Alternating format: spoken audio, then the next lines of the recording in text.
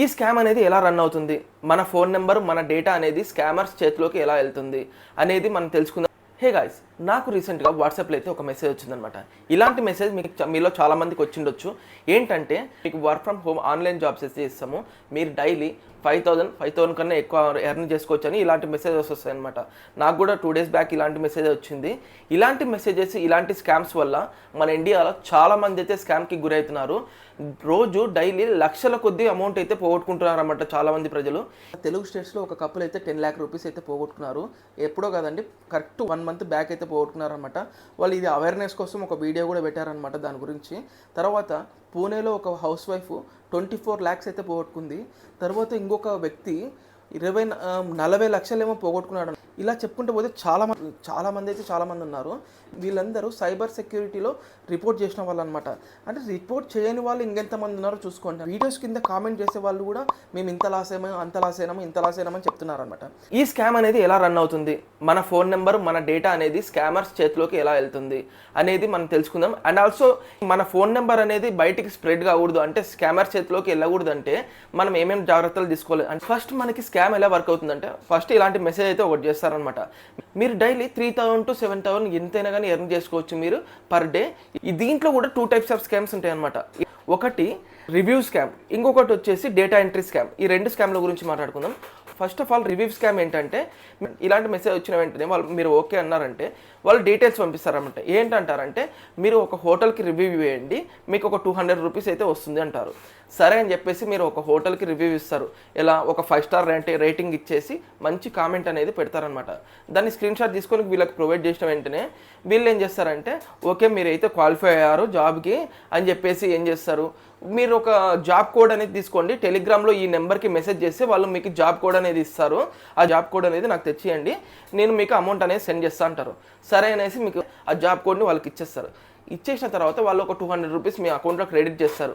మీ నమ్మకాన్ని గెయిన్ చేసుకోవడానికి వాళ్ళు ఒక 200 రూపీస్ మీకు వేస్తారనమాట. తర్వాత వాళ్ళు ఏం చేస్తారంటే, మిమ్మల్ని ఎంత ఈ టెలిగ్రామ్లో ఒక గ్రూప్ ఉంటుంది, ఆ గ్రూప్లోకి మిమ్మల్ని యాడ్ చేస్తారు. యాడ్ చేసిన తర్వాత అక్కడ చాలామంది ఉంటారనమాట, చాలామంది స్కామర్సే ఉంటారనమాట. వాళ్ళు ఏం చేస్తుంటారంటే, మీరు ఫస్ట్ ఆఫ్ ఆల్ మీకు ఒక టాస్క్ ఇస్తారు, మీరు ఒక 10 కంప్లీట్ చేయండి ఇట్లాంటివి యాడ్స్ అనేటివి అని చెప్తారు.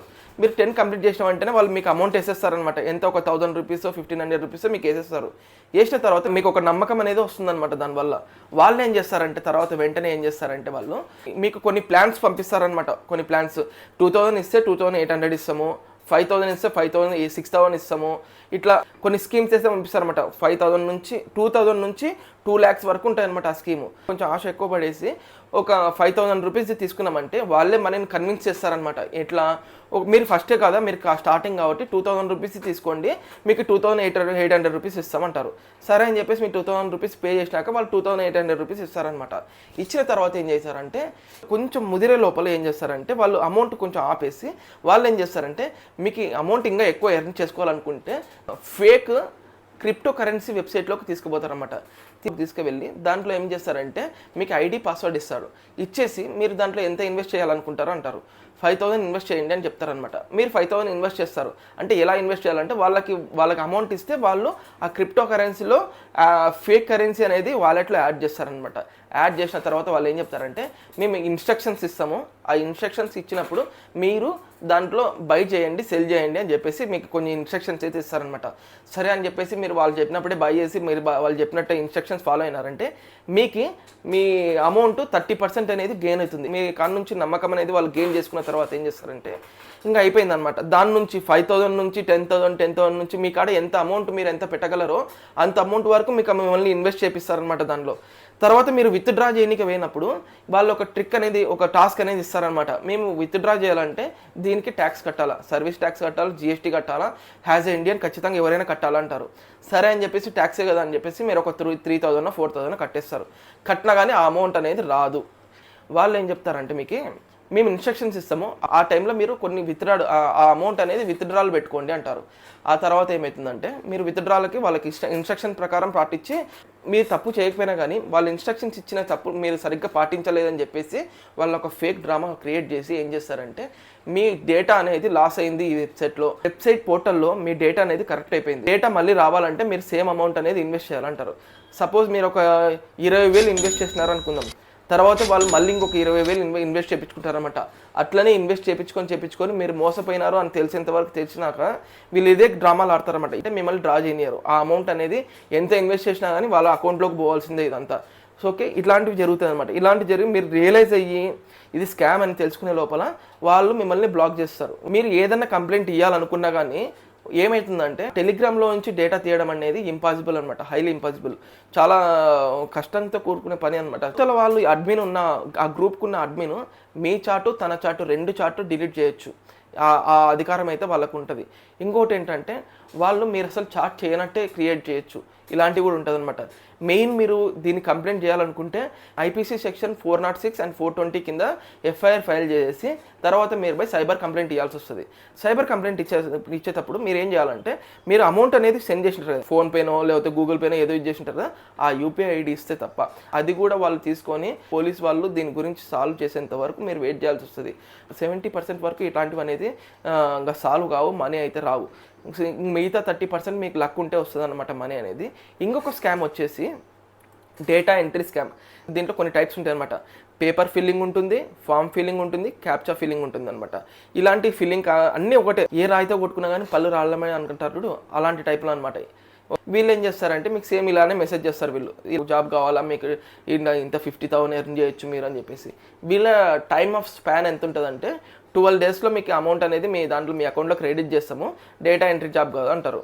సరే అని చెప్పేసి అనుకుంటే మీరు ఓకే చెప్పింటారు, డేటా ఈ మెసేజ్ చూసేసి సరే అంటారు. మీకు ఏం చేస్తారంటే మీ మెయిల్ ఐడి అవన్నీ తీసుకుంటారు అనమాట. తీసుకొని వాళ్ళు ఏం చేస్తారంటే మీ మెయిల్కి ఒక ఫామ్ అనేది పంపిస్తారు. ఆ ఫామ్ని మీరు జిరాక్స్ తీసుకొని దాన్ని ఫిల్అప్ చేసి మళ్ళీ స్కాన్ చేసి ఆ ఫోటో తీసి వాళ్ళకి పంపించాలి. పంపించిన వెంటనే వాళ్ళు ఒక బాండ్ అనేది మీకు పంపిస్తారనమాట. ఆ బాండ్లో ఏముంటుందంటే ఇన్ టైంలో కంప్లీట్ చేయాలి వర్క్ అనేది, 90% అక్యూరసీ ఉండాలి వర్క్లో. తర్వాత వచ్చేసి మల్టిపుల్ డివైజెస్లో మీరు లాగిన్ చేయకూడదు. మీరు దీనిని క్రాస్ చేసినారంటే 5,000 రూపీస్ అయితే ఫైన్ పే చేయాల్సి వస్తుంది అని ఉంటుంది అని చెప్పేసి మీరు ఓకే అంటారు. ఓకే అన్న తర్వాత ఏమవుతుందంటే మీకు ఒక 1000 డేటా ఇస్తారు, 1000 పేపర్స్ లేకపోతే 1000 ఫిల్లింగ్ డేటాను ఇస్తారు. 5 డేస్ 7 డేస్లో కంప్లీట్ చేస్తారు, లేకపోతే 12 డేస్ కంప్లీట్ చేస్తారు. కంప్లీట్ చేసిన తర్వాత వీళ్ళు ఏం చేస్తారంటే వాళ్ళు ఒక లీగల్ నోటీస్ పంపిస్తారు మీకు. ఐపీసీ సెక్షన్ 73, 74, 75 ప్రకారం మీకు నోటీస్ పంపిస్తారన్నమాట. మీకు ఆ లీగల్ నోటీస్లో ఏముంటుందంటే ఫెయిల్యూర్ ఆఫ్ కాంట్రాక్ట్ యాక్ట్ అనేసి మీరు డేటాని కరెక్ట్ టైంలో సబ్మిట్ చేయలేదు, ఆర్ మీరు అక్యురేట్గా లేదు 90%గా, మీ వల్ల కంపెనీకి లాస్ వచ్చిందని చెప్పి చెప్తారనమాట. కంపెనీకి మీరు లాస్ చేసినారని చెప్పేసి 1.5 lakh to 2 lakhs వరకు మీరు కట్టాలా అని ఉంటుంది. అది మీరు చూసుకునే లోపలనే ఒక లాయర్ అనేది ఆయన కాల్ చేస్తారు మీకు, ఫేక్ లాయర్ అనమాట. ఆ లాయర్ కాల్ చేసి ఏం చేస్తాడంటే మీకు ఇలా నోటీస్ వచ్చింది, మీరు కోర్టుకు రావాల్సి వస్తుంది అంటాడు.